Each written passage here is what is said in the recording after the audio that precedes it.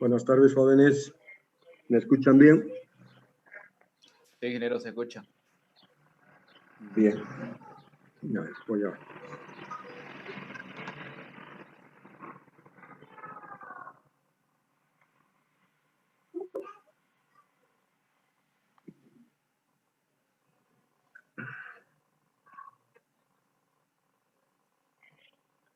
Esperaremos 5 minutos más para empezar la clase, por favor. Listo, ingeniero, listo. Ya, gracias.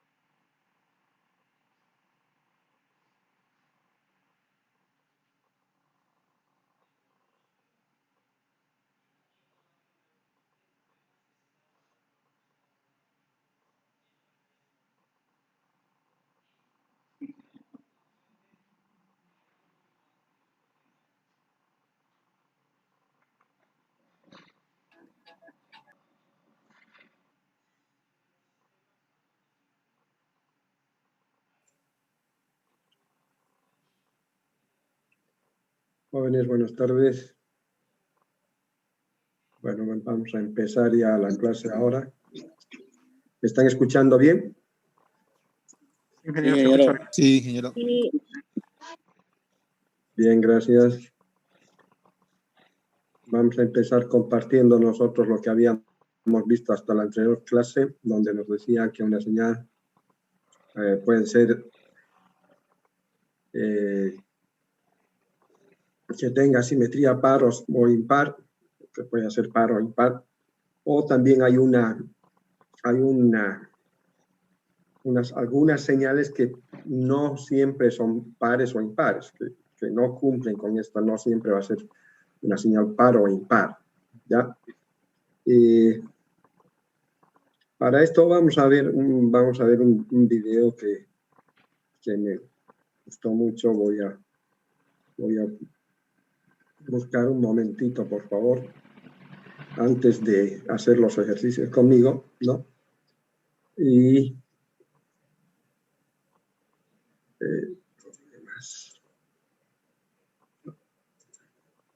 dan un momento, por favor.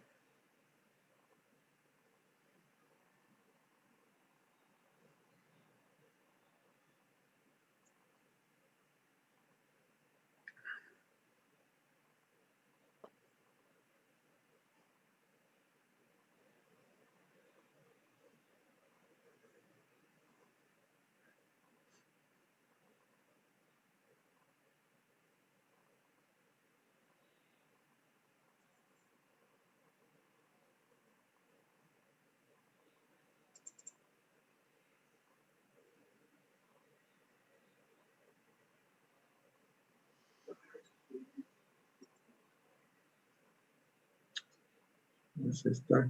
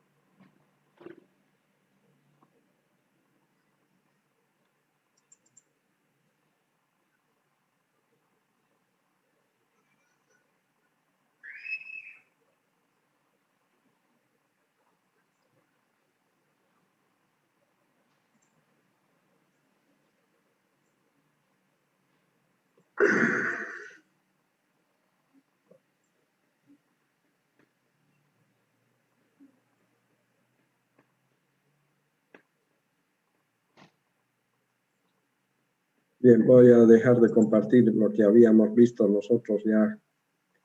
Y vamos a ver este video, por favor. Me avisan si escuchan el audio, ¿ya? Voy a subir un poco el audio.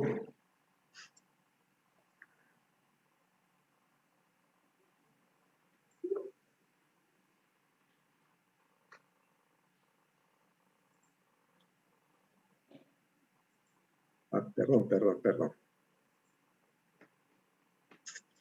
Estoy compartiendo otra cosa.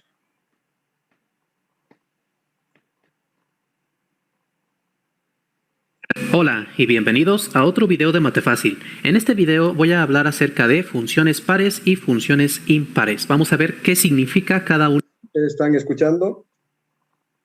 Ingeniero. Sí, ingeniero, sí. Ingeniero, ¿se escucha? Entonces, escuchemos por favor este video y veamos. De estas cosas. Vamos a empezar con la definición. Si nosotros tenemos que en una función f de menos x es igual a f de x, entonces se concluye que la función es par. Si tenemos que f de menos x es igual a menos f de x, entonces la función es impar. Bueno, ahorita puede ser que esta definición no quede.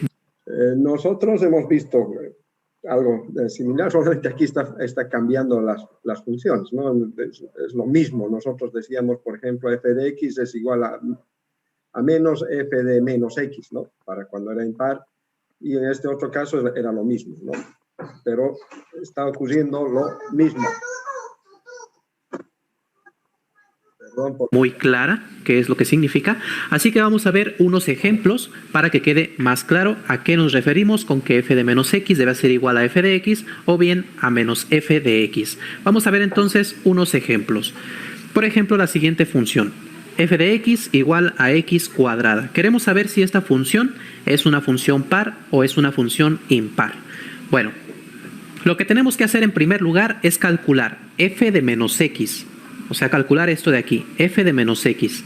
Esto se calcula sustituyendo en cada x menos x. O sea, cambiamos x por menos x.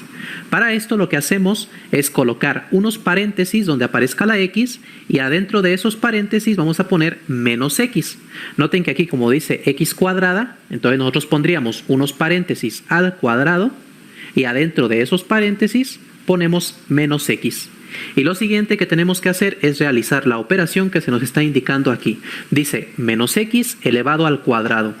Cuando nosotros elevamos un término al cuadrado, eso es lo mismo que multiplicar el término por sí mismo. Es decir, en este caso, esto de aquí significa multiplicar menos x por menos x. Si hacemos esta multiplicación, menos por menos da más, x por x es x cuadrada y entonces nos queda x cuadrada positiva. Noten que al hacer la operación, hemos llegado al mismo término que teníamos originalmente. Originalmente teníamos que f de x es igual a x cuadrada y aquí acabamos de llegar otra vez a x cuadrada. Es decir, que hemos obtenido f de x. Así que vemos que f de menos x es lo mismo que f de x y por lo tanto concluimos que la función es par. Bueno, ese es un ejemplo muy sencillo. Vamos a ver otro ejemplo ahora para una función impar. Por ejemplo, si f de x es igual a x ahora elevado al cubo. Bueno, pues empezamos igual. Empezamos calculando f de menos x. Para esto lo que hacemos es, aquí donde aparece la x, poner unos paréntesis y adentro de esos paréntesis ponemos menos x. Entonces nos van a quedar unos paréntesis, adentro menos x y esto elevado al cubo. Hacemos esta operación. Ahora tenemos un término que está siendo elevado a la potencia 3. Esto significa que este término se multiplica por sí mismo 3 veces. Así que esto de aquí es lo mismo que poner menos x por menos x por menos x 3 veces. Hacemos la multiplicación de signos. Menos por menos da más por menos da menos. Así que nos va a quedar menos x por x cuadrada y x cuadrada por x nos da x al cubo. Entonces queda menos x al cubo. Noten que este resultado es parecido a lo que teníamos originalmente, pero originalmente teníamos el término positivo y ahora nos ha quedado el término negativo. Es decir, que hemos obtenido menos f de x. Si nosotros multiplicamos f de x por un signo menos, obtenemos menos x al cubo. O sea, simplemente al multiplicar x al cubo por un signo menos, obtenemos esto de aquí. Así que aquí hemos llegado a que f de menos x es igual a menos f de x y por lo tanto la función f de x igual a x al cubo es impar. Bueno, aquí surge una pregunta. ¿Todas las funciones o bien son pares o bien son impares? O sea, ¿no hay una tercera opción? Bueno, en realidad sí hay una tercera opción. Una función puede ser par, puede ser impar o puede no ser ninguna de las dos. Más adelante vamos a ver un ejemplo, pero hasta ahorita hemos visto dos ejemplos que son muy sencillos. Vamos a ver unos ejemplos que sean un poco más complicados. Por ejemplo, esta función f de x igual a x elevado a la quinta menos 3x elevado al cubo más 5x. Bueno, igual que antes, empezamos calculando f de menos x. Esto significa que aquí, en donde aparezca cada una de estas x, vamos a poner adentro de unos paréntesis a menos x. Entonces ponemos menos x entre paréntesis elevado a la quinta y luego menos 3 y aquí otra vez paréntesis por menos x elevado al cubo y luego más 5 y otra vez paréntesis y adentro de los paréntesis menos x. Y ahora hay que realizar estas operaciones. Aquí para calcular menos x elevado a la quinta podríamos poner menos x por menos x así 5 veces, como lo hemos estado haciendo, pero también podemos recordar una sencilla regla de álgebra que nos dice que cuando un término negativo está siendo elevado a un exponente impar, el resultado es negativo. Por lo tanto, aquí nos va a quedar como resultado algo negativo y x elevado a la quinta, es decir, menos x a la quinta. De la misma manera, aquí menos x al cubo va a ser, bueno, pues menos por x al cubo. Ese menos por este menos nos va a dar más, así que nos queda más 3 por x al cubo. Luego aquí, más por menos es menos, y 5 por x, 5x. Bueno, si esta parte de aquí no quedó muy claro, yo los invito a que en su libreta ustedes realicen el producto de menos x por sí mismo 5 veces, aquí 3 veces, y van a ver que efectivamente van a llegar a este resultado de aquí. Ahora, si nos fijamos en el resultado, no hemos obtenido la misma función que teníamos originalmente. Pero noten lo siguiente, cada uno de los términos en el resultado tiene el signo contrario a los que tenía inicialmente la función. Aquí x a la quinta era positivo y aquí nos ha quedado negativo. Aquí 3x al cubo era negativo y aquí nos ha quedado positivo. Aquí 5x era positivo y aquí nos ha quedado negativo. Cuando todos los términos nos quedan con el signo contrario, eso significa que podemos factorizar un signo negativo. De esta manera ponemos un menos, ponemos unos paréntesis y adentro de esos paréntesis ponemos los términos con el signo contrario, es decir, aquí x queda, bueno, x a la quinta ya queda positivo, aquí 3x al cubo queda negativo y aquí 5x queda positivo, para que cuando multipliquemos aquí por el signo menos, nos quedan los signos que teníamos originalmente. Bueno, noten que ahora sí, aquí entre los paréntesis nos queda exactamente la función original, nos queda f de x. Así que esto va a ser lo mismo que menos f de x. Por lo tanto, concluimos que esta es una función impar, porque se cumple esta condición. F de menos x es igual a menos f de x. Al factorizar un signo menos, hemos obtenido la función que teníamos originalmente. Por lo tanto, concluimos que es impar. Vamos a ver otro ejemplo. Este ejemplo de aquí. F de x igual a x cuadrada más 5x menos 1. Lo que empezamos haciendo aquí es sustituir x por menos x. Entonces ponemos f de menos x y en cada una de las x ponemos unos paréntesis y adentro de los paréntesis ponemos menos x. Y ahora hacemos las operaciones. Menos x elevado al cuadrado, un término negativo al cuadrado se convierte en positivo, así que aquí nos va a quedar x cuadrada positiva. Luego aquí, más por menos es menos, 5 por x nos queda 5x negativo, y luego este menos 1 simplemente lo pasamos exactamente igual. Ahora nos fijamos, esto que hemos obtenido aquí no es igual a la función original, porque el 5x aquí es negativo, mientras que originalmente era positivo, por lo tanto no es igual. Ahora noten también que los signos de estos términos no son exactamente los contrarios a los que teníamos originalmente. Es decir, x cuadrada aquí era positivo y aquí también. El 1 aquí era negativo y aquí también. Mientras que el 5x sí cambia de signo. Aquí era positivo y aquí es negativo. Entonces noten que no ocurre lo que vimos en el ejemplo anterior de que todos los signos cambian. Solamente cuando todos los signos cambian podemos decir que es una función impar. Pero en este caso, como no todos los signos cambian, no es impar. Y como no hemos obtenido exactamente la función original, tampoco podemos decir que es una función par. Para que fuera una función par, este término tendría que haber quedado positivo para que nos quedara exactamente la función original. Como no ocurre entonces ninguna de las dos cosas, decimos pues que esta función no es ninguna de las dos. Si esto de aquí no les ha convencido, pues factoricen de aquí un signo negativo. Al factorizar un signo negativo, adentro del paréntesis nos va a quedar menos x cuadrada más 5x más 1. Y esto de aquí no es igual a la función original. Por lo tanto, no podemos decir que esto es igual a menos f de x y por lo tanto no es una función impar. Entonces, esta función no es ninguna de las dos. Bueno, así es como comprobamos si una función es par o es impar. ¿Están de acuerdo con todo esto? ¿Han escuchado y han entendido todo, jóvenes? Sí, ingeniero, interesante. Ingeniero. Ingeniero. Entonces, eso es lo que nosotros siempre hemos visto, solamente que aquí les está dando unas funciones básicas desde cuando nosotros utilizábamos el álgebra, ¿no? Entonces, por favor, ya espero que se entienda todo. ¿Listo?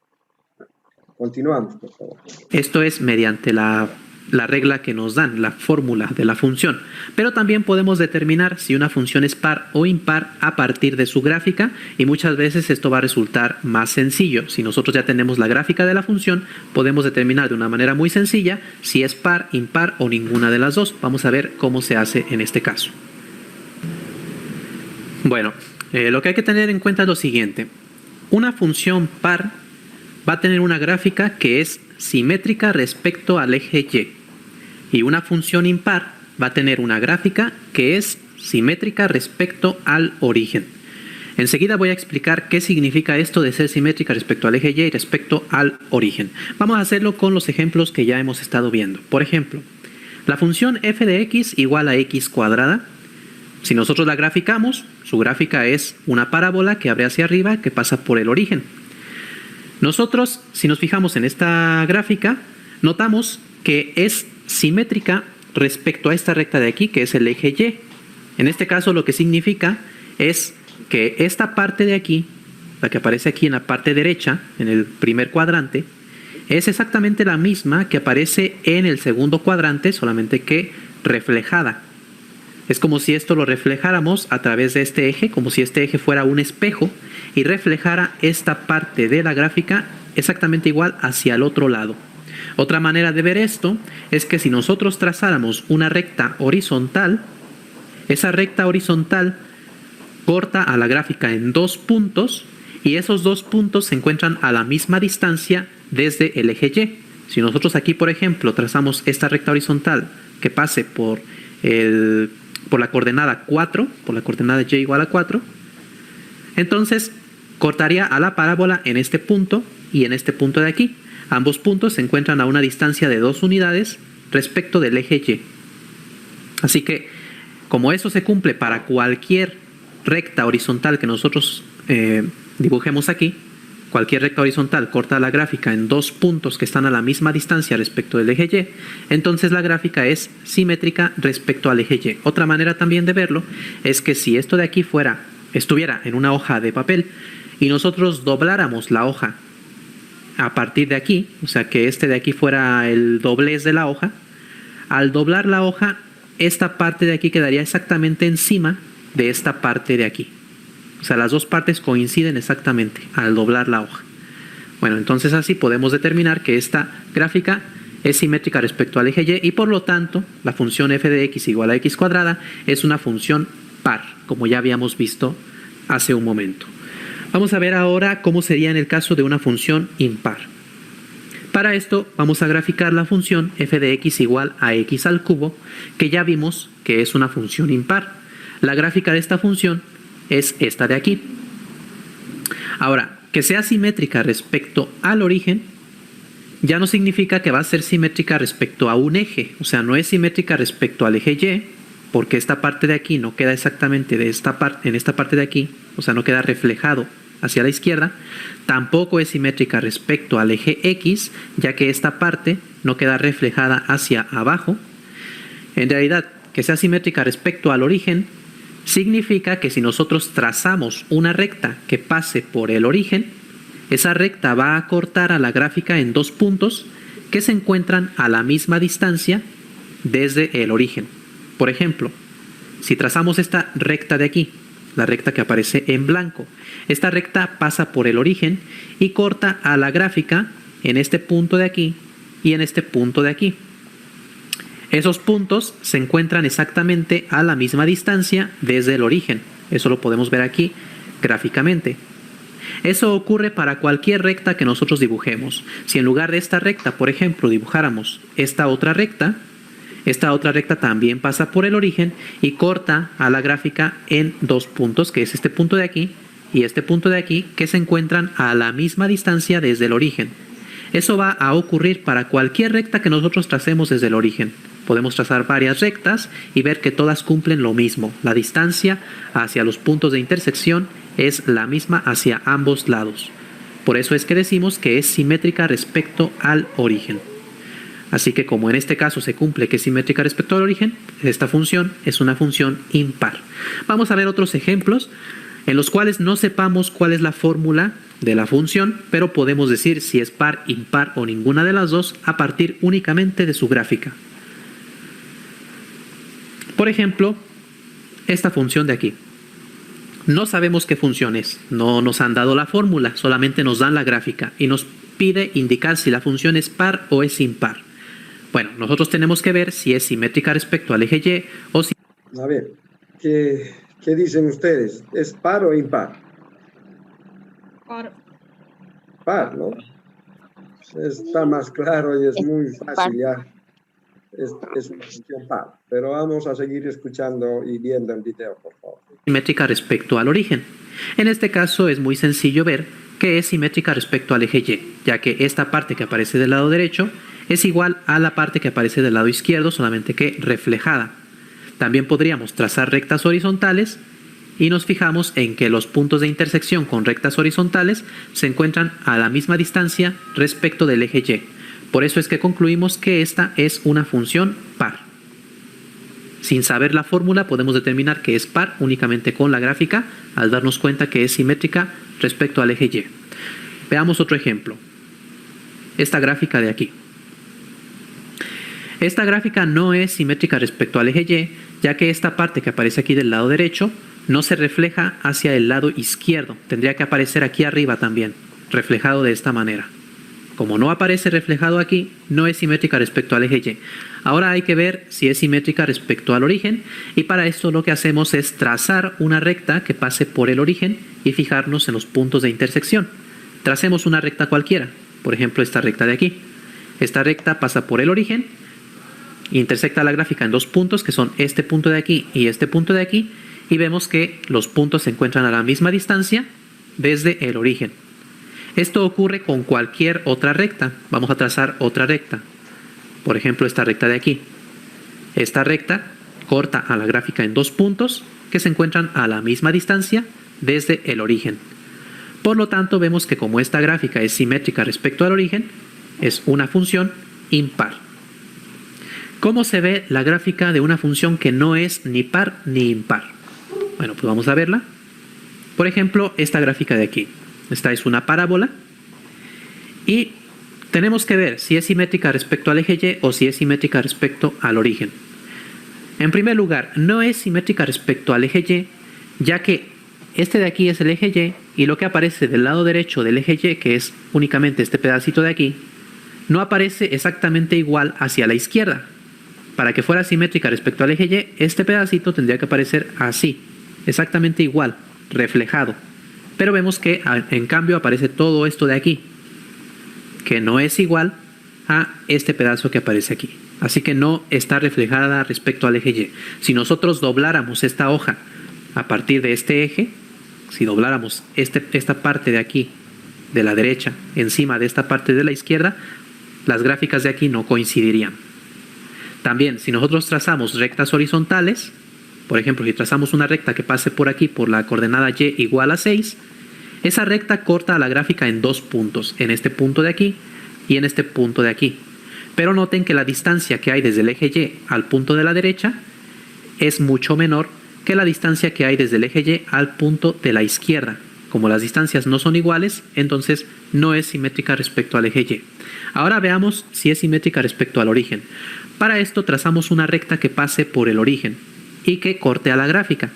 Por ejemplo, esta recta de aquí. Esta recta pasa por el origen, corta a la gráfica, pero para que fuera simétrica respecto al origen, tendría que cortar a la gráfica en 2 puntos. Un punto que se encuentre a un lado del origen y el otro punto tendría que estar al otro lado del origen. Es decir, que hacia aquí abajo tendría que haber otro punto que cortara, bueno, tendría que cortar a la gráfica en otro punto. En este caso vemos que únicamente corta a la gráfica en un punto aquí arriba, pero aquí abajo no corta en ningún punto. Por lo tanto, no puede ser simétrica respecto al origen. Podemos trazar otra recta, por ejemplo, una recta ahora en este sentido. Esta recta pasa por el origen, corta a la gráfica en 2 puntos de este lado del origen, pero de este otro lado del origen no corta a la gráfica. Por lo tanto, no podemos decir que la distancia desde el origen a un punto de corte es igual a la distancia desde el origen al otro punto que se encontraría al lado contrario. Entonces, en este caso, vemos que no es simétrica respecto al origen. Como no es simétrica ni al eje Y ni al origen, bueno, pues decimos que no es ninguna de las dos. No es par ni es impar. Bueno, entonces con todo esto ya hemos visto cómo es una función par y cómo es una función impar y ya podemos resolver varios ejercicios. Ya iremos viendo más adelante ejercicios en los que determinaremos si una función es par o es impar. Si les gustó este video, apóyenme.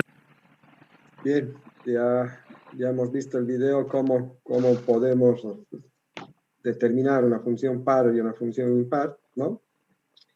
Y nosotros también sabemos que podemos determinar las funciones pares e impares de una función, como lo habíamos visto anteriormente, ¿no? Y nos decían que la parte par de una función también lo podemos determinar como hemos visto acá, como estábamos viendo también en el video, que va a ser un medio o si quieren ustedes, x de t más x de menos t sobre 2, y la parte impar va a ser x de t menos x de menos t sobre 2, ¿no? Y para la parte, esto es para tiempo continuo, y aquí abajo tenemos para tiempo discreto, que es lo mismo en función ya no de t, sino en función de n, ¿ya? También vamos a ver unos ejemplos que habitualmente les doy en las clases, ¿no? Voy a dejar de compartir esto y voy a...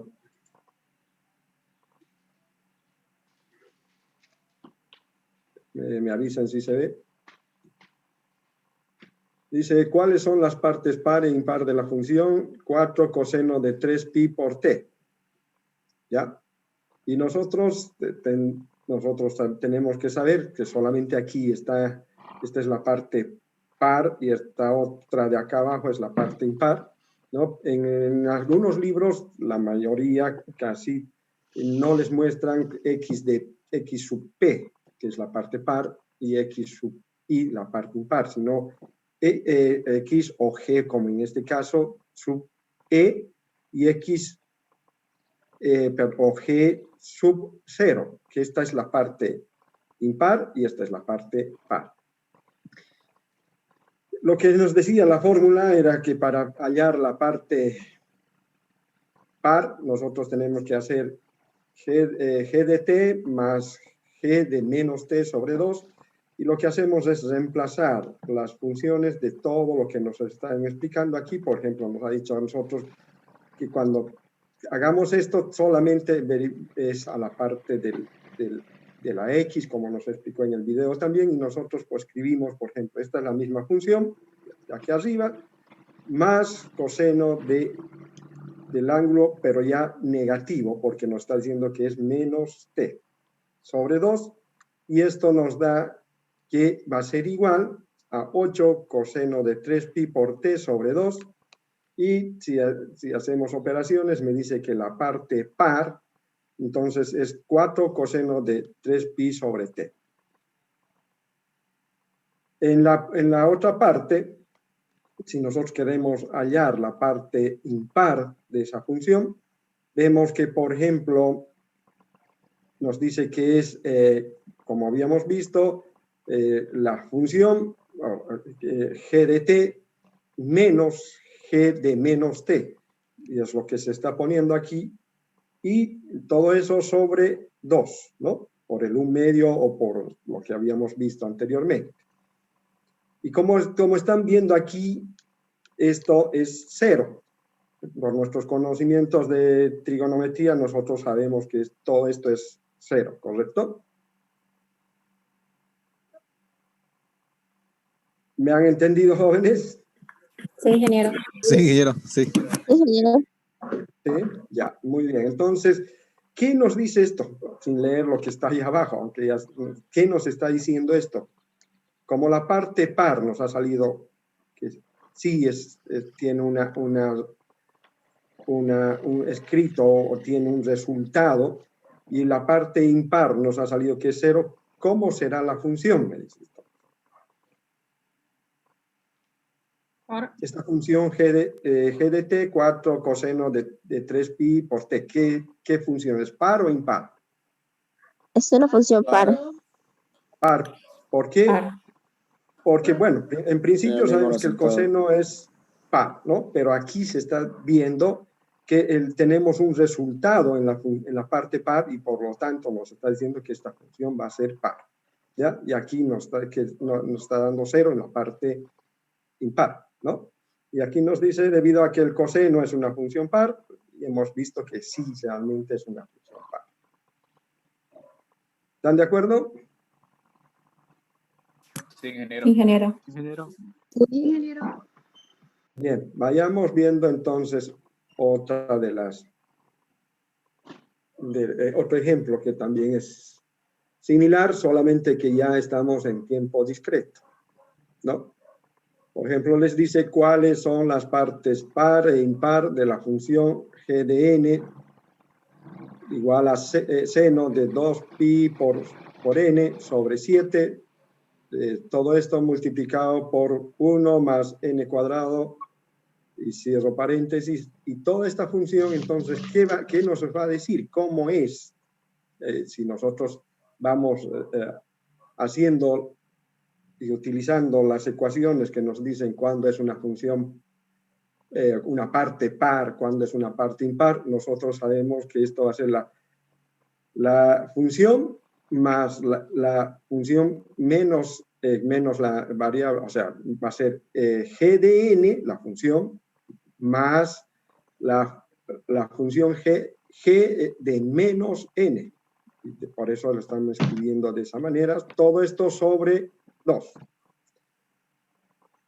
Por lo tanto, nosotros aquí no tenemos ningún problema, pero aquí sí ya podemos hacer las operaciones y por lo tanto nos sale que va a ser menos seno de 2pi por n sobre 7, y esto va a ser, como esto es al cuadrado, como ya han visto en el video, les dice que también va a ser ya 1 más n al cuadrado sobre 2, y esto nos dice que si nosotros vemos estas dos son iguales, entonces por lo tanto esto es 0. ¿Sí? En la parte impar, nosotros tenemos que volver a escribir la fórmula si fuese necesario. Decimos que g de n menos g de menos n, lo que está escrito aquí, ¿no? Y todo esto sobre 2, y haciendo operaciones nosotros tendríamos que esto va a seguir siendo la función g de n menos, por este menos nos va a dar más, ¿no? Y haciendo operaciones y todo esto lo demás también nos va a dar, menos por menos da más también, y nos dice que va a ser la misma función seno de 2pi por n sobre 7 multiplicado por 1 más n al cuadrado. ¿Quién nos está diciendo esto? ¿Cómo es esta función? Par. Es una función impar. Porque nos está diciendo que la parte par es 0 y la parte impar tiene un valor o tiene una expresión, ¿correcto? Y por lo tanto la función es impar. ¿Alguna consulta hasta ahí, jóvenes?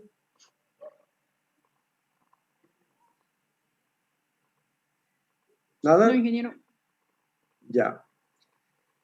Ahora, nosotros, yo siempre les decía que en tiempo continuo, esta TC quiere decir en tiempo continuo, por favor, cuando escriba así, siempre me voy a referir al tiempo continuo. Y les estoy diciendo que, por ejemplo, la suma de dos funciones pares, su resultado es una función par. ¿Ya? La suma de dos funciones impares también tiene como resultado una función impar.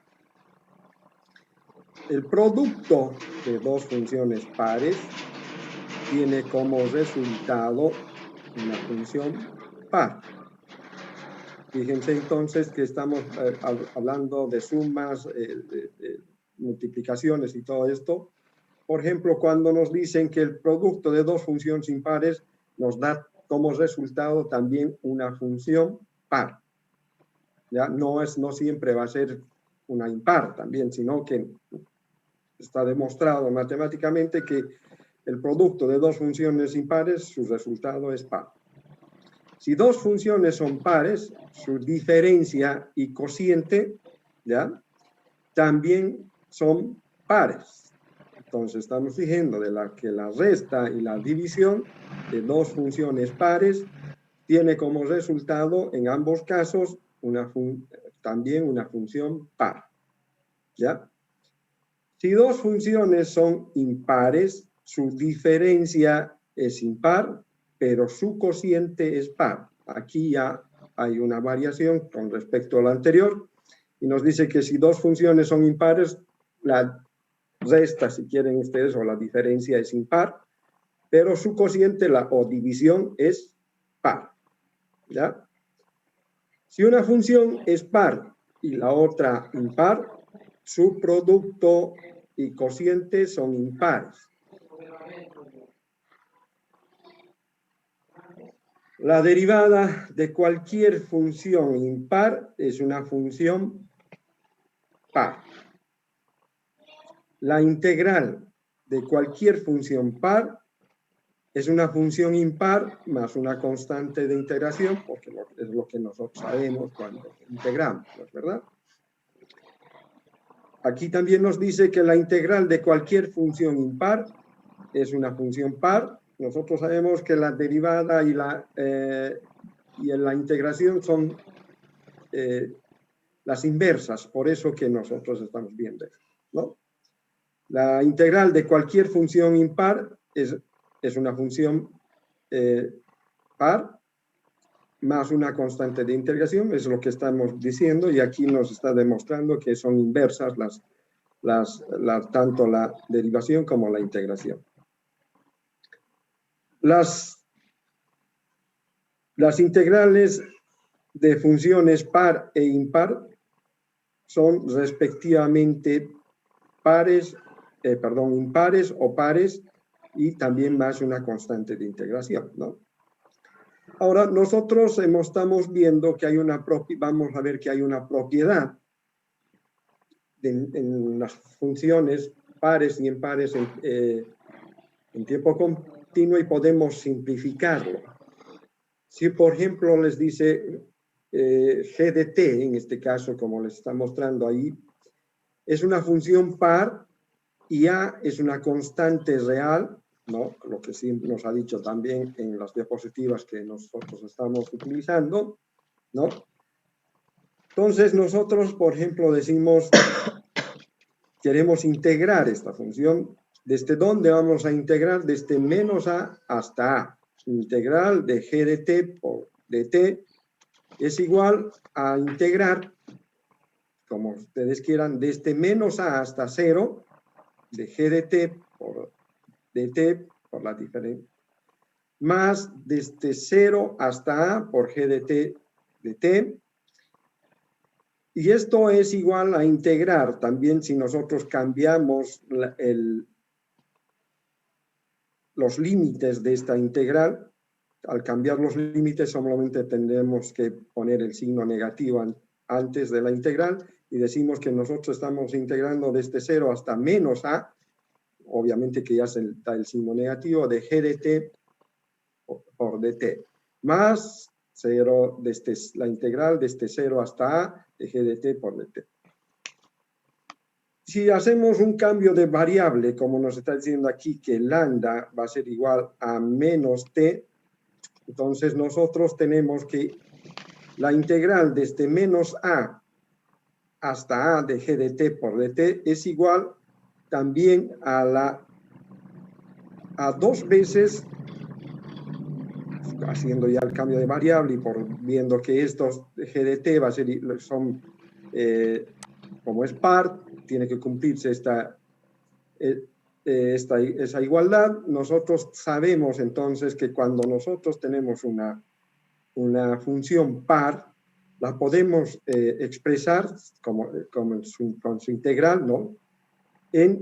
Integrando desde 0 hasta a por g de t por dt, pero multiplicado por 2 porque estamos haciendo las dos partes del área que describe la integral, ¿no? Entonces, hay muchos ejercicios que se pueden resolver con esta propiedad que quiero que se acuerden. Por eso también les estoy dando, por favor, ¿ya? Y, por ejemplo, si una función es impar, ¿ya?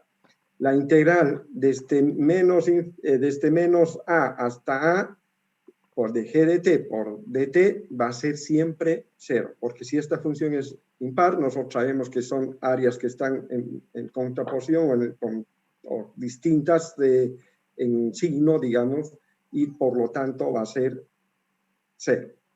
¿Hasta ahí alguna consulta, jóvenes?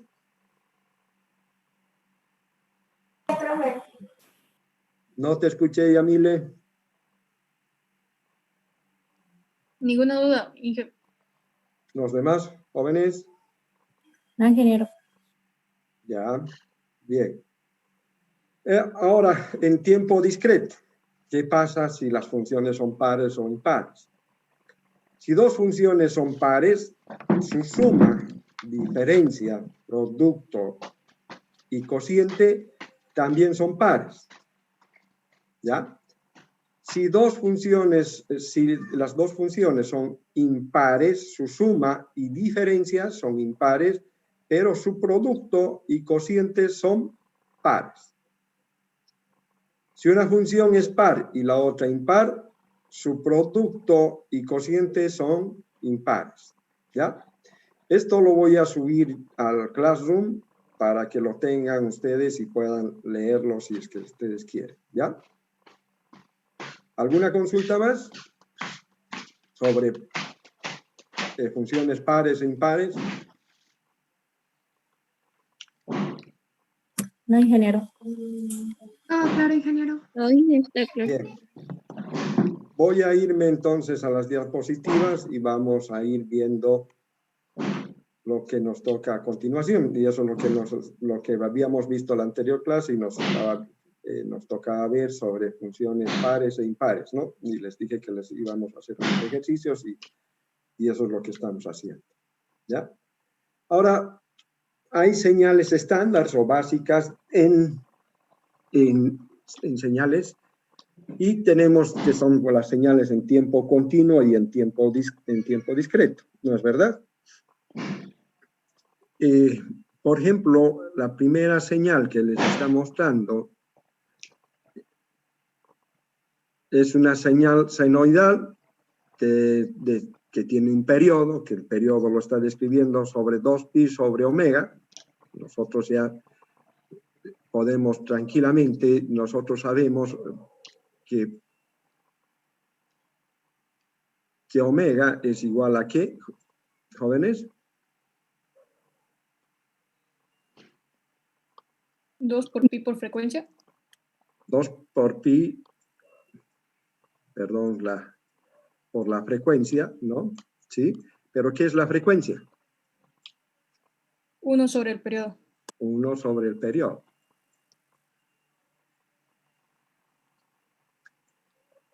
Y por lo tanto tenemos, aquí podemos despejar t, que es el periodo, y nos va a dar que es 2pi sobre omega. Eso nos está demostrando que Sí, es una función senoidal y es una función periódica, ¿no? ¿Alguna consulta hasta ahí, jóvenes? Simplemente estamos viendo las funciones que nosotros nos están diciendo que es como una señal estándar, ¿no? Otra de las funciones de las señales, nosotros tenemos en este caso, la señal escalón unitario, que nosotros siempre lo llamamos así, y que está descrita por la letra U, ¿no? Siempre en todos los libros van a encontrar que una función escalón unitario está descrita por U y nos dice que esa función, la función de escalón unitario en función del tiempo es igual a 0 cuando t es menor que 0 y es 1 para todo t mayor que 0. Y eso es lo que estamos viendo en esta gráfica, ¿correcto? ¿Me permiten un momento? Voy a encender la luz que se...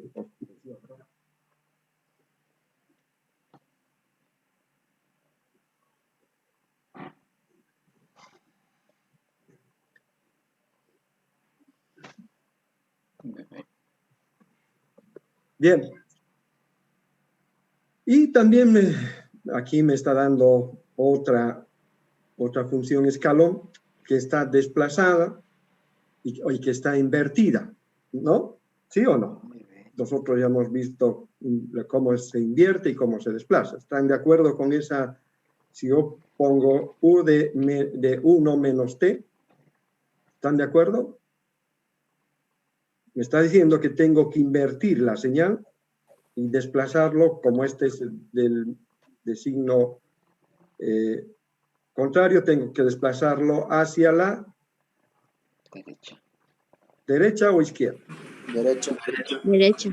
Hacia la derecha, por lo tanto me está diciendo que lo ha desplazado en una unidad, en un tiempo, y por lo tanto está empezando desde 1. ¿Cómo diría yo que se va a hacer esta función? Entonces, ¿cuándo va a ser 0? 0 para todo t mayor a 1, ¿no? Y 1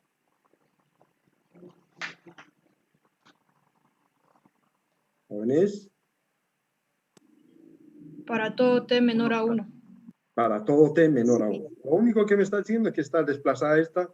¿Para qué? Para que cuando seguramente la siguiente función va a ser el rectángulo unitario, seguramente va a ser acá, ¿ves? Es el rectángulo que nos está diciendo que es simplemente que nos dice que puede ser formada por dos señales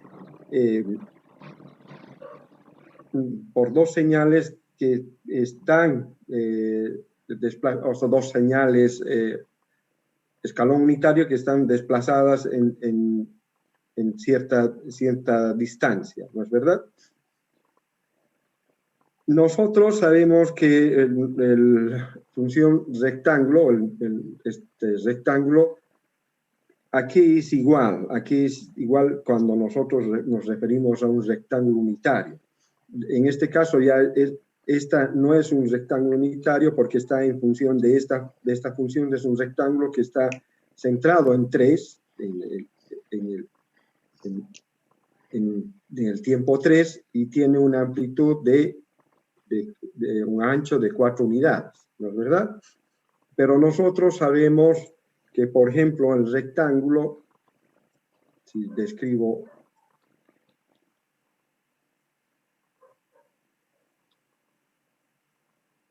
el rectángulo va a ser igual a ¿qué? ¿Cuándo es 1 y cuándo es 0? 1 será cuándo y cuándo va a ser 0. Si nosotros tuviésemos voy a dibujar, bueno, esperen un momentito, por favor.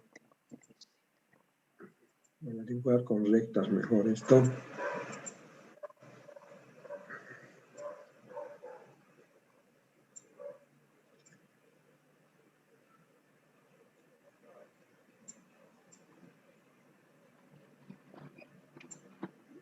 Si tuviésemos ese rectángulo unitario, que es el que estoy queriendo saber su función, obviamente que esto es en función de t, ¿no? El rectángulo en función de t, ¿no? Aquí me falta poner paréntesis t, ¿ya? ¿Cómo voy a escribir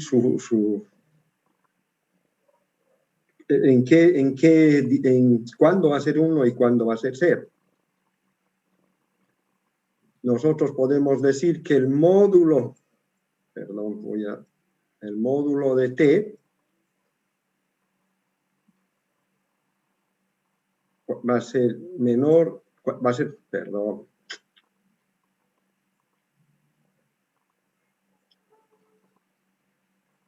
el módulo de t va a ser menor, cuando es 1, cuando t, el módulo de t es igual a ¿cuánto? 1/2. 1/2, ¿no? ¿Y 0 cuándo?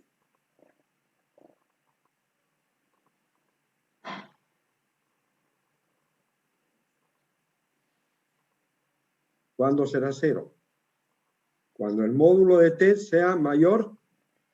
Mayor. 1/2. Mayor a 1/2, ¿no? Entonces nosotros estamos viendo esto que es el rectángulo unitario, que no está descrito en estas diapositivas, pero que nosotros podemos leer en cualquier libro que tengan de señales o sistemas. Y yo les voy a subir un libro siquiera mínimamente de señales y sistemas que está descrito de esta manera. La función rectángulo unitario, que tiene entonces como amplitud la unidad, y aquí tiene 1/2, y aquí también al otro extremo, menos 1/2 y 1/2. ¿Listo? Aquí ya está tomando en cuenta que este es un rectángulo, pero que está desplazado y que está ensanchado, ¿no? Y por esa razón le está diciendo que, o expandido, ¿no? Le está diciendo que t menos 3 está desplazado, como si está desplazado en 3 unidades, y lo ha expandido para la función para que puedan tener 3 unidades. ¿Está claro?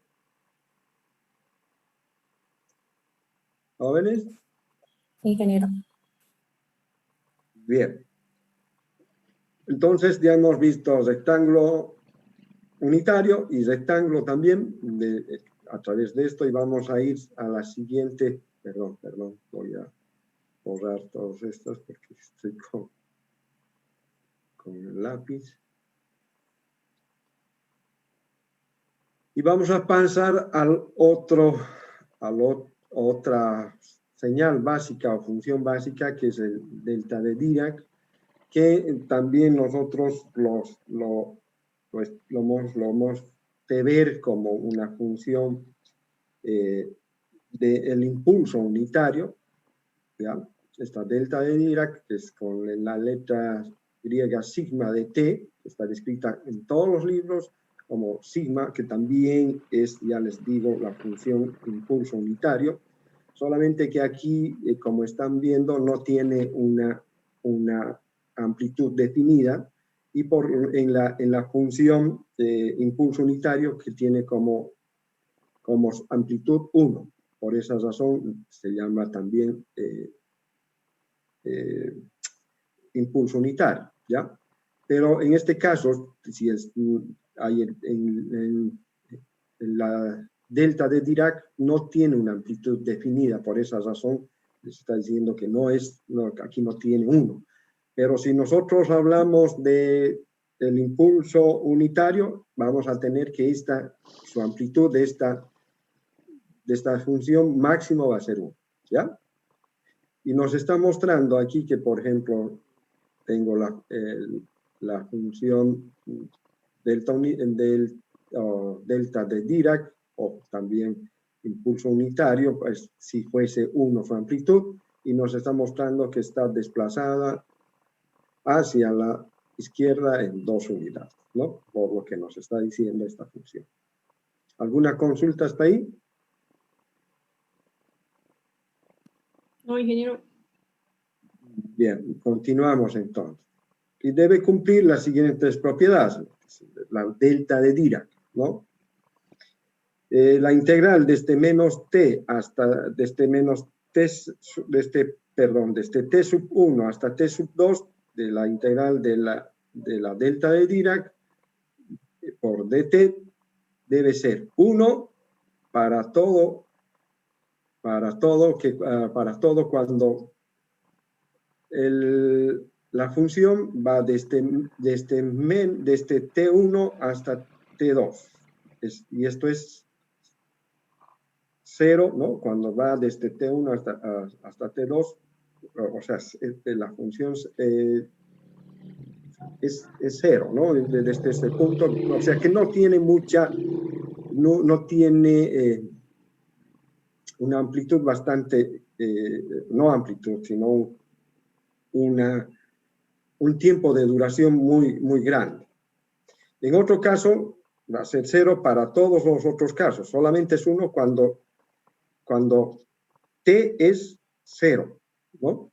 Eso es lo que le está queriendo decir. Para otro caso, la función no se cumple o todo el tiempo va a ser 0 para esto y 0 para este otro lado, y solamente es 1 cuando t es igual a 0, ¿ya? Y su área es la unidad, también nos está diciendo que es la unidad, y por eso también a veces es llamado, como les digo, es un pulso unitario, ¿ya? En la otra propiedad nos dice que sigma de t, que es ya sabemos que es delta de Dirac o escalón unitario, va a ser 0 para todo t diferente de 0, ¿sí o no? ¿Están de acuerdo con esto? Infinito para todo t diferente de 0, porque no sabemos que aquí es 0 y no tenemos ninguna señal, y la amplitud nula para todo t, excepto para t y t igual a 0. Y eso es lo que nos está diciendo, que también solamente aquí, en estas, como no tenemos amplitud, es nula, no existe amplitud, y para cuando t es 0 puede tener una amplitud que puede ser 1 si estamos hablando de la función impulso unitario, o si estamos hablando de la delta de Dirac, que puede tener una cierta amplitud que no sea necesariamente 1. ¿Alguna consulta hasta ahí, jóvenes?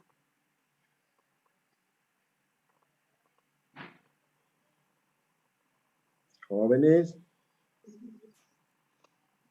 No, ingeniero, todo se entiende. Bien, continuamos entonces.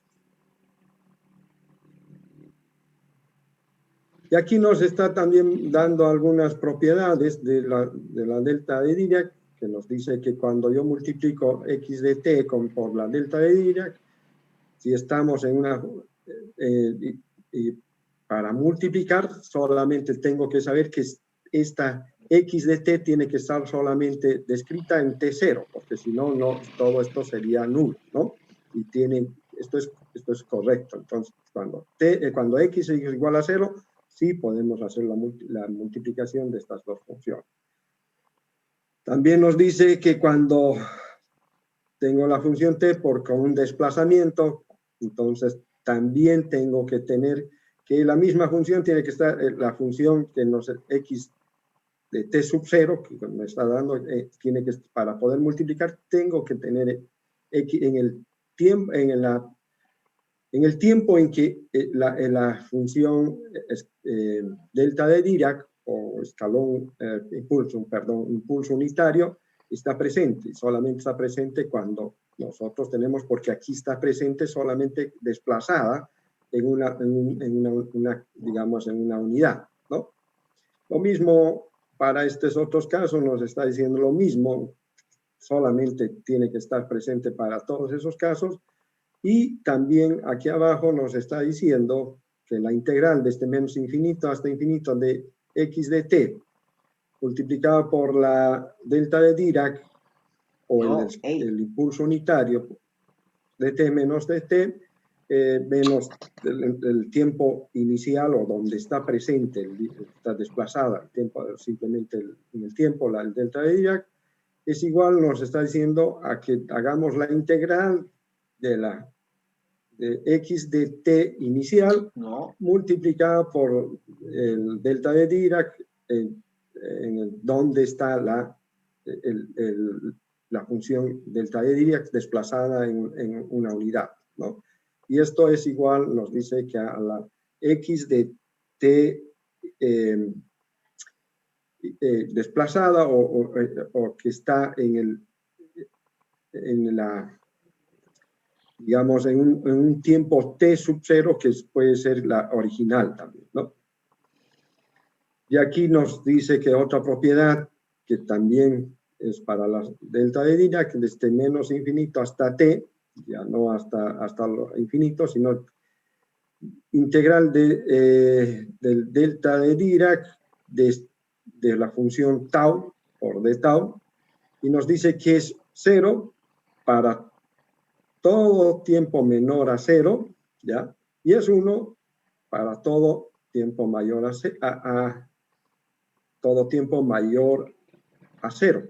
Pero aquí nos están diciendo ¿qué función? Esta tau está diciendo que va a estar, ese cambio de variable que se ha hecho es para todos los tiempos, que sea para todos los tiempos de esa función delta de Dirac. O sea, es decir, que cada instante aparece otro impulso. Cada instante de tiempo aparece un impulso. ¿Qué función me está describiendo? Si yo le integro a todos esos impulsos pues a delta de Dirac, ¿qué función me describe? Me está describiendo, por lo tanto, a ver, lo que está diciéndonos es que si yo tengo aquí, y esto, a ver, voy a poner con otro color. Aquí estaría, por ejemplo, bueno, perdónenme por no, aquí está la delta de Dirac, ¿no? Y toda la sumatoria de todos los tiempos que están a continuación, voy a ponerlo más o menos así, que estén lo más cerca posible, que todos los tiempos, ¿qué función me va a describir? Por ejemplo, aquí me dice que es 0 para todo t menor a 0. Para todo esto es 0. Y para todo t mayor a 0 es 1. ¿Qué función me está describiendo?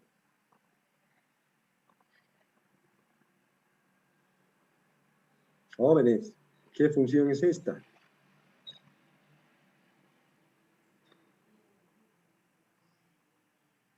Escalón. Jóvenes, escalón unitario. Y eso es lo que o escalón, simplemente lo que nosotros podemos decir. Y eso es lo que nos está diciendo. U de t. Por eso es que nosotros hemos visto y hemos dicho que la función escalón lo estamos describiendo con la letra U, ¿no? Y eso.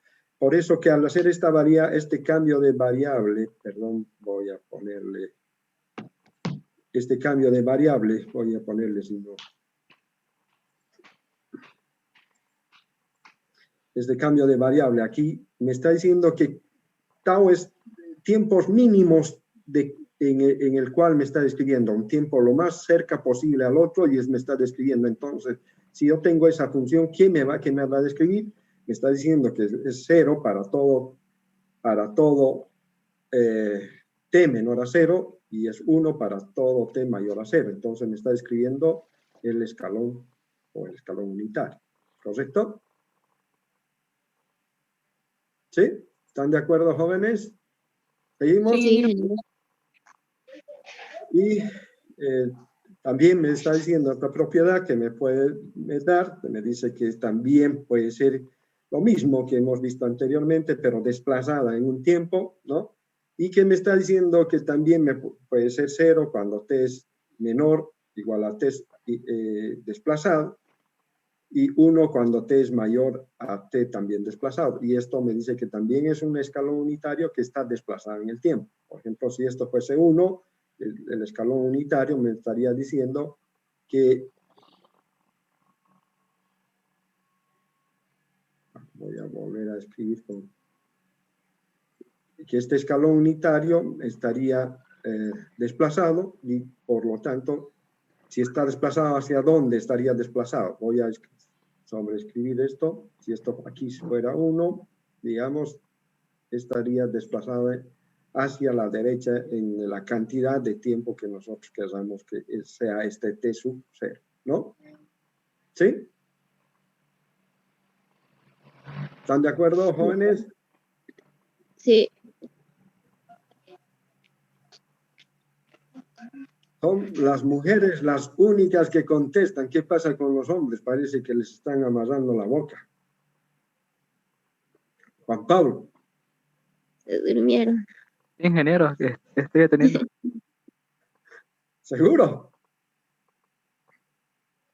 Bien, entonces, estas propiedades sí se cumplen porque son que nos ayudan a describir una función con otra de las funciones, como en este caso del escalón unitario, pues lo podemos describir con el impulso unitario o el delta de Dirac, que simplemente ya hemos dicho que es la variación, es que en el escalón unitario tenemos su amplitud, la unidad, y en el otro caso no tenemos una amplitud definida. ¿Listo? ¿Está claro? Sí, ingeniero. Sí, ingeniero. Otra de las funciones que también nosotros tenemos es la función sin. ¿Ya? Como bien ven en la gráfica, esta función sin está descrita por esta ecuación, desde que nos dice sin de t es igual a seno de por t sobre pi por t. Como estamos viendo, la función sin de 0 es 1, porque tiene una amplitud de 1, y en otros casos va a tener otros valores, ¿no es verdad? ¿Sí? En otros tiempos va a tener otros valores. En el tiempo, por ejemplo, 2, ¿cuánto va a valer la función sin? 0. 0. Y así sucesivamente para ver todo lo que nosotros estamos queriendo. ¿Alguna consulta hasta ahí? Nada, ¿no? Tenemos otra de las funciones básicas en tiempo continuo, ¿ya? Lo que estamos viendo, y es la función exponencial real.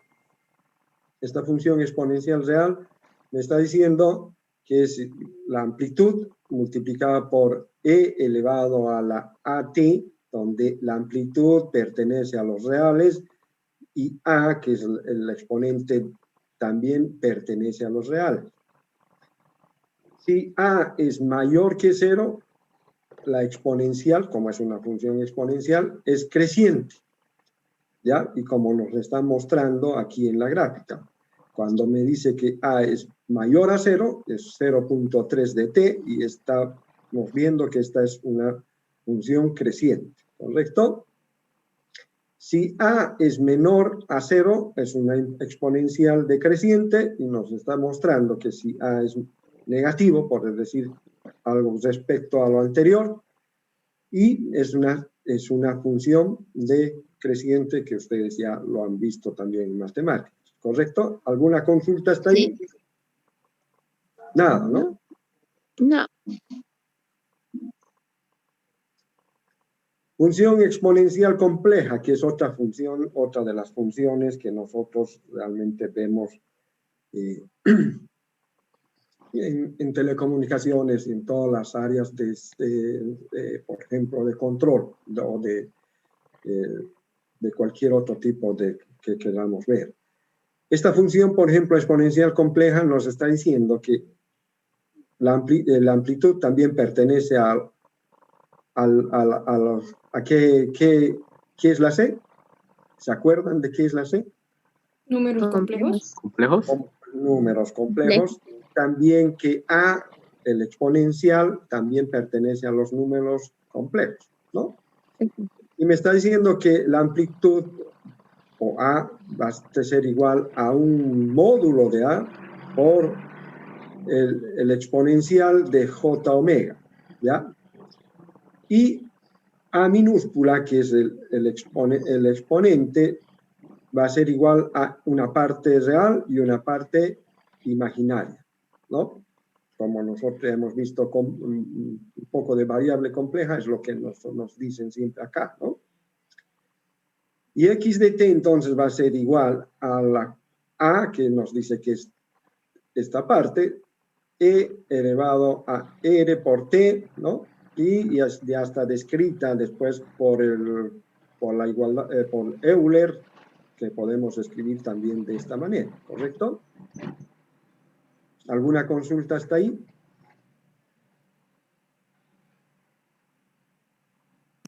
No. No, lo único que están haciendo es aquí poner, en vez de poner e a la j más j omega y todo lo demás, lo están describiendo con el teorema de Euler, ¿no? ¿Sí? Y nos dice que esta tiene entonces una parte real y tiene una parte imaginaria. ¿Ya? Ingeniero, entonces para esta función hay que hacer dos gráficos. Dos gráficos.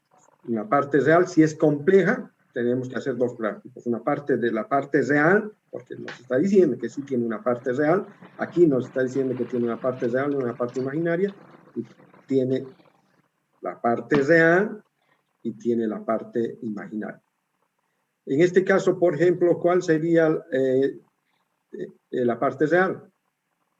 El coseno, y en esta otra parte sería la parte imaginaria con j, que sería el seno, digamos, ¿no? Aquí, ¿sí? Pero descrita de distinta manera porque estamos viendo que también están desplazadas en el tiempo, ¿no? ¿Alguna consulta hasta ahí?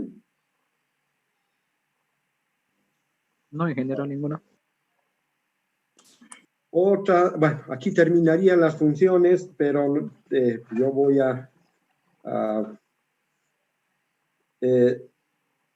esas son las funciones más,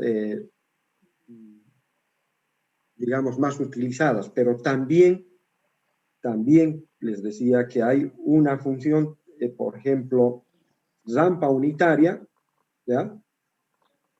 Que voy a dibujarlo aquí y voy a tratar de mandarles también en un documento de lo que les estoy diciendo, ¿no? La función rampa unitaria voy a dejar de compartir esto y me voy a ir a compartir en la pizarra en blanco de Zoom, ¿ya? La rampa unitaria me está diciendo que si yo tengo dos ejes, la función rampa unitaria viene de esta manera. Voy a tratar de dibujarlo. ¿Ya? La cosa es que tanto aquí como acá es 1 y aquí también es 1. ¿Ya? Que a medida que voy subiendo, aquí será, por ejemplo, 2 y aquí también será 2. Y así sucesivamente. Entonces me dice que esta es la función rampa.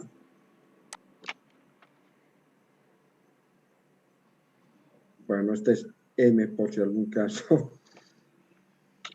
La función rampa de t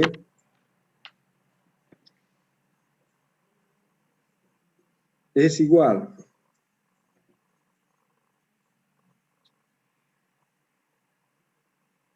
es igual a t cuando t es mayor que 0 y es 0 para todo t menor o igual a 0. ¿Ya? Entonces, hay algunas otras funciones que yo les voy a mandar en un documento en Word que no están en estas diapositivas, que sí lo voy a poner para que ustedes puedan visualizar lo que estamos viendo ahora, ¿no? Y, por ejemplo, también hay otra de las funciones que nosotros vamos a ver, es el triángulo unitario, como su nombre indica.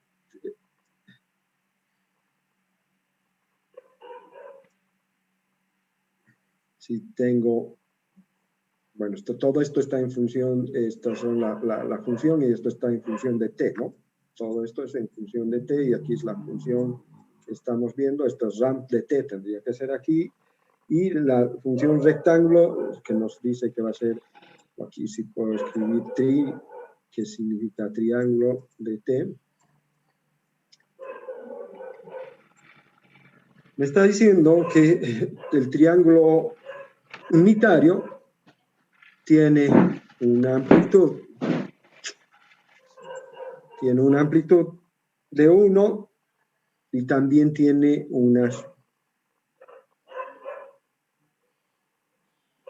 Bueno, voy a borrar esto.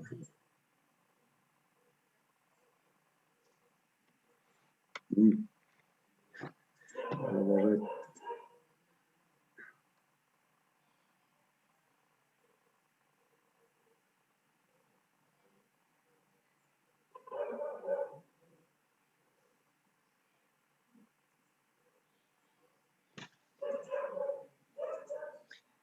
Voy a hacerlo con rectas para que salga mejor.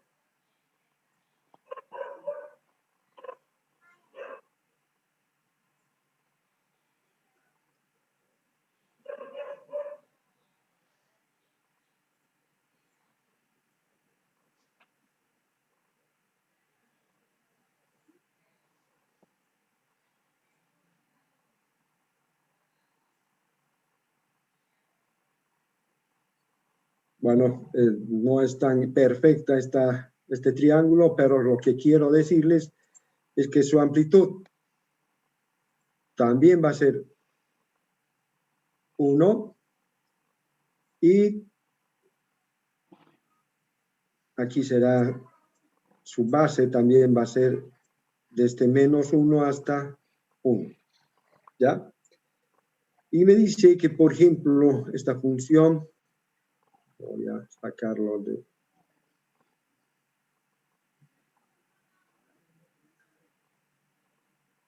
Vale, voy a tener que volver. Me dice que esta función tri de t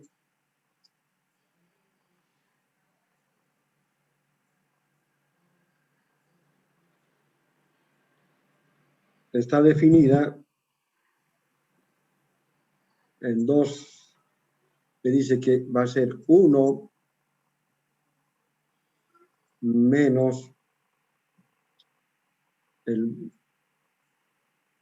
módulo de t, cuando el módulo de t es menor, perdón, si no, a veces no se puede escribir con el mouse muy rápidamente.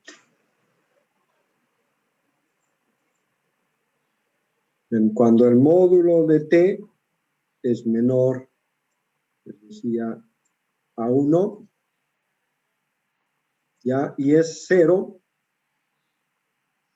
cuando el módulo de t es mayor o igual a 1.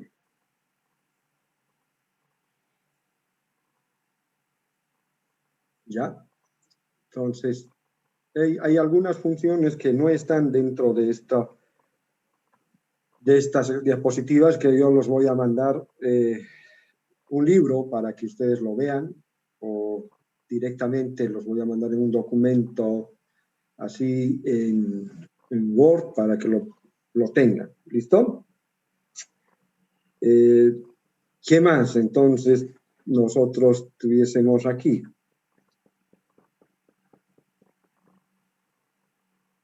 ¿Alguna consulta hasta ahí, jóvenes?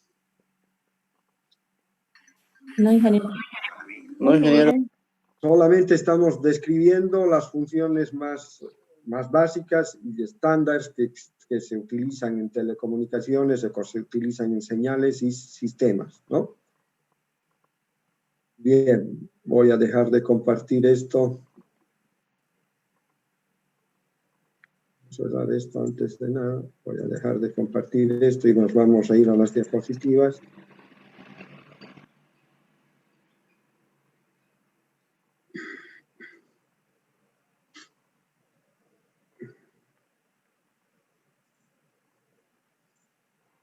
Y aquí terminaría este primer tema que nosotros estamos viendo en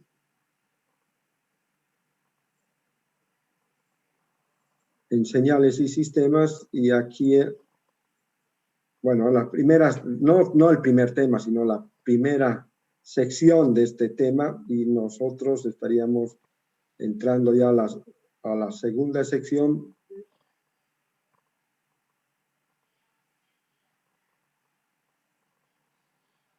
De este tema 1, ¿no? Nos dice que introducción, otra vuelta a los señales y sistemas, sección 2. Y aquí sí. Y aquí sí ya me está dando también los contenidos de clasificación de señal, transformación de variable independiente, lo que ya hemos visto, y de aquí también nos va a estar dando señales básicas en tiempo discreto, como estamos viendo las otras señales. Nosotros anteriormente hemos visto en tiempo continuo, y ahora ya aquí lo que estamos viendo es señales en tiempo discreto, que es algo similar, pero no tan igual, ¿no? Por ejemplo, aquí ya no decimos en tiempo discreto, ya no decimos omega, no describimos con la letra W, si ustedes quieren, sino ya está lo estamos describiendo con el símbolo de omega del alfabeto griego, ¿no? Y nos está diciendo que si es periódica, ¿no? Tiene que tener una periodicidad donde este número tiene que pertenecer a los números Enteros. ¿no? Porque tiene que ser 1, 0 y todo lo demás, todo lo que pertenece a los enteros positivos, no negativos, ¿ya? Y aquí, por ejemplo, les está diciendo también que si tiene una amplitud y está multiplicada por todo esto, y aquí nos está diciendo que lo está poniendo dentro de un paréntesis para que podamos ver que nosotros sí vamos a tener que esta señal es periódica para todo el tiempo, ¿no? Y nos está diciendo también que omegas con una cantidad inicial, porque no es tiempo y aquí, sino es un número, ¿no? Número multiplicado por el número también tiene que ser a 2pi por m, donde m pertenece a los enteros positivos, ¿no? Y me está diciendo que esta omega sub 0 sobre 2pi es igual a n sobre m, ¿ya? Que esto nos está diciendo, de ahí puedo despejar el periodo, si quieren ustedes, para poder sacar nosotros el periodo de la señal. ¿Listo? ¿Alguna consulta? No, Inge. Oye, Bien. veo. Agua. Otra función que nosotros hemos visto es la función escalón, pero ya aquí en tiempo discreto, ¿no? Y estamos viendo que sí son pulsos, o impulsos, si quieren que ustedes, que va a ser para cada uno de los valores. Por ejemplo, si hemos dicho que n es un número entero positivo, y nos dice entonces que U de n, que es el tiempo discreto, cuando hablamos de tiempo discreto ya hemos dicho que vamos a hablar ya no con paréntesis, sino con, ¿cómo se llama esto? este tipo de corchete, exacto, corchete de n, ¿no? El corchete. Y esto va a ser igual a 0 cuando n es menor que 0 y 1 cuando n es mayor o igual a 1, ¿ya? Entonces, esta nos está describiendo ya la función escalón, ¿no? Y nos dice el tiempo discreto está definido para el valor de n igual a 0.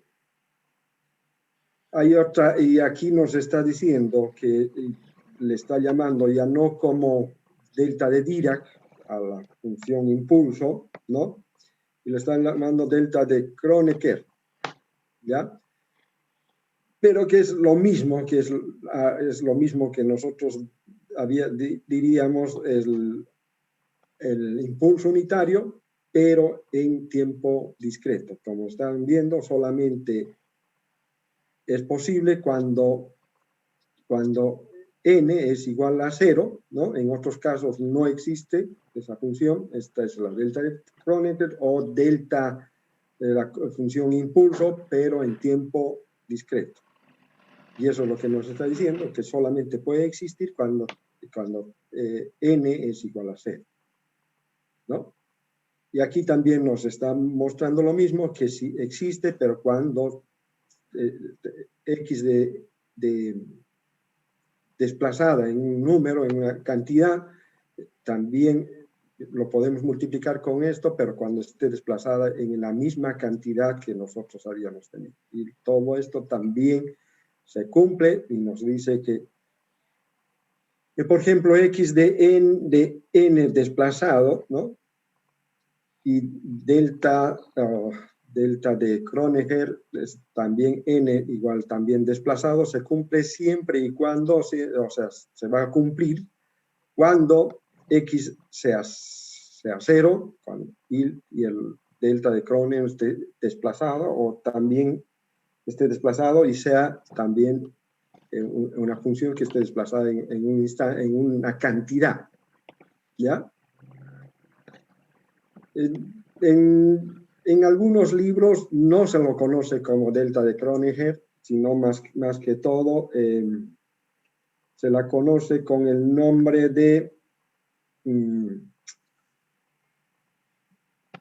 función impulso unitario, pero en tiempo continuo nada más, ¿ya? Porque si vemos después, a ver, también función impulso unitario, pero no escalón unitario, impulso unitario, pero en tiempo discreto, por favor, nada más. Eso es lo que se le conoce en vez de esta delta de Kronecker, ¿ya? ¿Alguna consulta hasta ahí?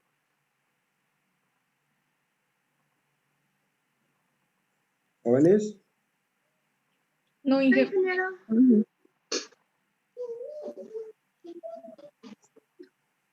Ya hemos visto entonces 3 funciones básicas, la periódica, la escalón y la función impulso unitario o delta de Kronecker, ¿no? Pero este nombre es un poco, digamos, poco para acordarse, y simplemente nosotros le podemos decir como función impulso unitario, pero esta sí es porque tiene la unidad también como amplitud, pero en tiempo discreto, ¿ya?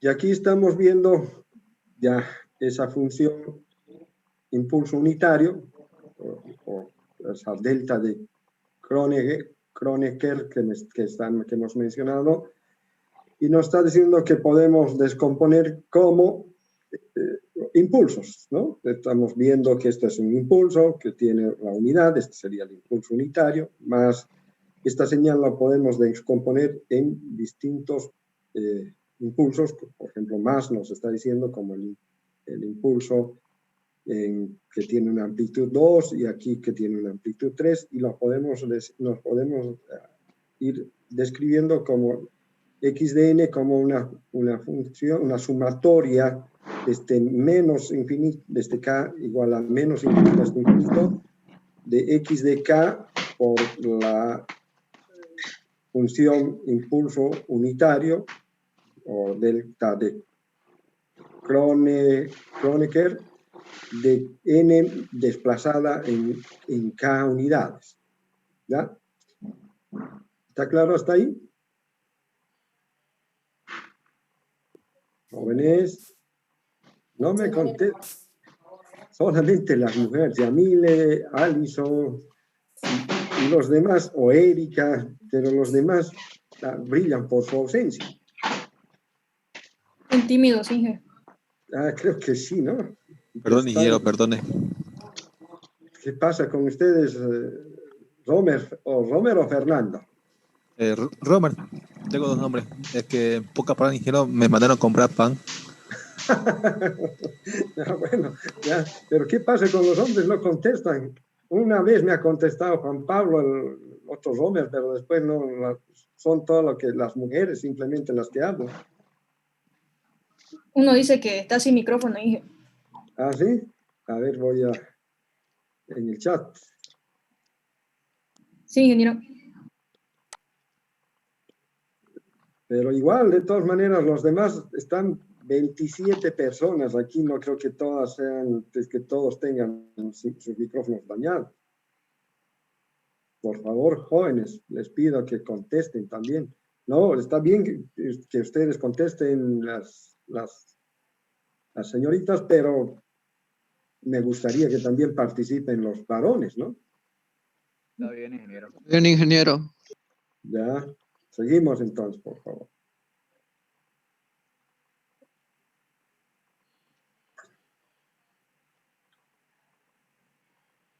Y aquí ya estamos entrando a lo que yo todavía no quiero entrar, por eso que vamos a quedar ahí y les voy a mandar un documento de las funciones estándares que nos falta a continuación, porque esta parte de energía y potencia quiero que se la entienda bien para que podamos hacer ya algunas prácticas que les voy a enviar, por favor. Entonces, pero de todas maneras quiero que quede claro que lo que hemos visto hasta ahora y más las funciones estándares que les voy a mandar de las funciones estándares tanto en tiempo continuo, que nos falta ver algunas, y también en tiempo discreto. Por favor, yo les voy a mandar porque no está tan completo lo que es esas funciones estándares o las funciones básicas que dice acá. ¿Está claro? Sí. Listo, ingeniero, listo. ¿Por qué les quiero dar esas funciones? Y las relaciones que existen entre cada una de ellas, porque les va a ayudar a hacer algunos ejercicios, algunos problemas que nosotros tengamos con energía y potencia. ¿Ya? Entonces, si no tienen alguna pregunta hasta el momento, quedaríamos ahí.